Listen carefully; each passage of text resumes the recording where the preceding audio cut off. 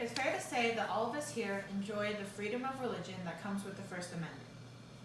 Well, today I'm here to inform you about the lack of such freedom in other places of the world, such as China.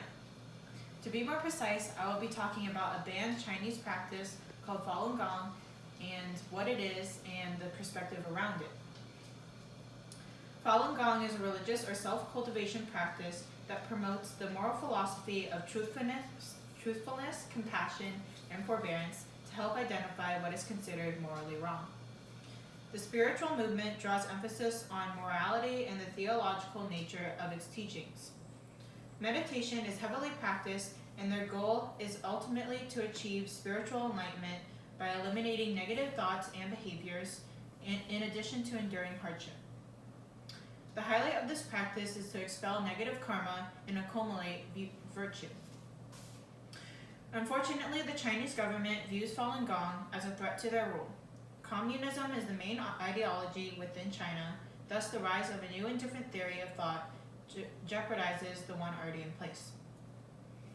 The Chinese government fears they will lose control, in which it would cause devolution. The UN Refugee Agency website declares that the estimated number of Falun Gong practitioners in 1999 is close to 70 million. Therefore, the Chinese Communist Party became hostile towards practitioners due to the growing influence and size of the movement, its independence from the state, and its spiritual teaching. This in turn caused sectarian violence to emerge. To shut down the growing support of Falun Gong, the Communist Party started a campaign with the purpose of eradicating them. They used wide-scale propaganda, created a security agency called the 610 Office, and made it illegal to practice Falun Gong. Most found practitioners of Falun Gong are subject to illegal imprisonment, forced labor, torture, arbitrary execution, and non-consensual organ harvesting as a means of re-education and making those who practice recant. In addition, the reputation of Falun Gong is warped and disgraced to make them seem like a malicious cult. The government has control over most platforms, newspapers, television, radio, internet, the police, the education system, and the judiciary, therefore having heavily influence over the public and those who are naive. Most of the public's decision about Falun Gong is made for them, and their opinion is made to align with the government. An article published on The Economist recalls the director of Center for Studies on New Religions, Massimo Intervine, stating that the current following of the Falun Gong is only 5% of what it was at its peak.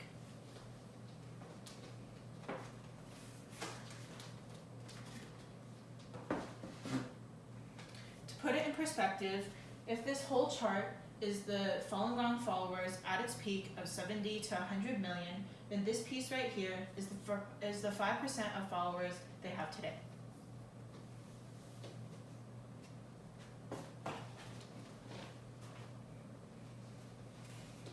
Because of the government's tactics, the public becomes desensitized and many Falun Gong practitioners are displaced. They then seek refuge from Guam, Hawaii, and Canada, to name a few places. The most notable Falun Gong refugee is Sun Yi, made known by the documentary Letter from Messenjaya, who had to flee to Jakarta, Indonesia. There and in other places such as Australia, they are forced to claim refugee status. In recognition of this information, one can help by listening to their story, displaying compassion, and spreading their message. This topic caught my interest because exploring different ideology helps me relate to others and understand cultures better. In addition, it is a good reminder that the privileges I have is important.